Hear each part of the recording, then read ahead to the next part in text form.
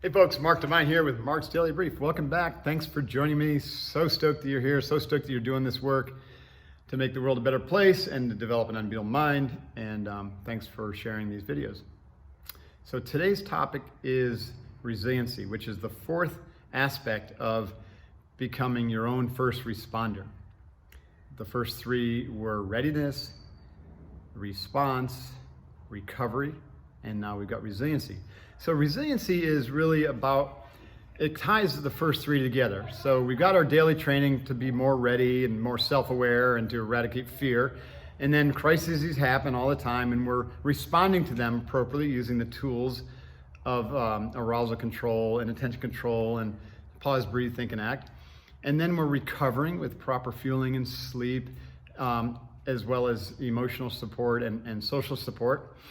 And box breathing. And now resiliency is to be able to do that day over day, week over week, month over month, year over year, and not go through wild swings of mood or, one year I'm overweight by 20 pounds, the next year I'm underweight. Like you just dial it in where you're steady Eddie on the middle path and going really strong. Anytime the crisis happens, you bounce back, you learn from it, you come back stronger. And so resiliency is a practice in this regard, right? So some of the things that we can do to improve our resiliency is first, tolerance training through experiences. Cold water exposure, our SEAL Fit training is a great example of that. We increase our tolerance to physical, endurance type training, to durability type training, to carrying load, to extremes of cold and heat and sleep deprivation. All these things, if you develop more tolerance for things that make you uncomfortable, then ultimately you become more resilient, because every day when the little things happen, even if they're uncomfortable, you're like, well, that's nothing compared to what I've been through. So no big deal, you just let it go.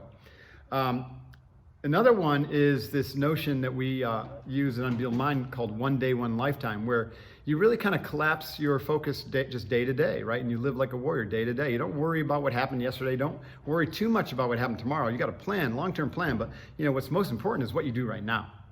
How are you going to show up right now, right? Today.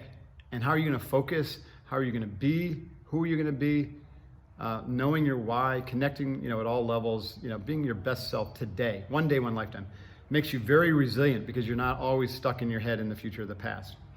The third is eradicating bias through mindfulness training. Mindfulness is so important because it allows you to see the patterns driving your life, and most of them are biased.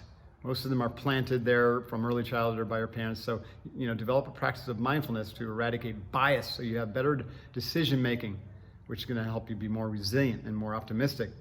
And then learning how to focus deeper so you can override the massive distraction that we have in the world helps make us more resilient. And finally, simplicity, avoiding overcommitting yourself, avoiding overtraining, avoiding overeating, oversleeping, which will make you lethargic, and basically just kind of taking the middle path and simplifying everything so that all this starts to come together. So that helps it make us really resilient, so we can we can practice readiness, and we can respond adequately, and we recover, and then day over day, we're going to be very, very resilient over the long term. Thanks for listening. This is Mark Devine. This is Mark Daily Brief. Hoo-yah.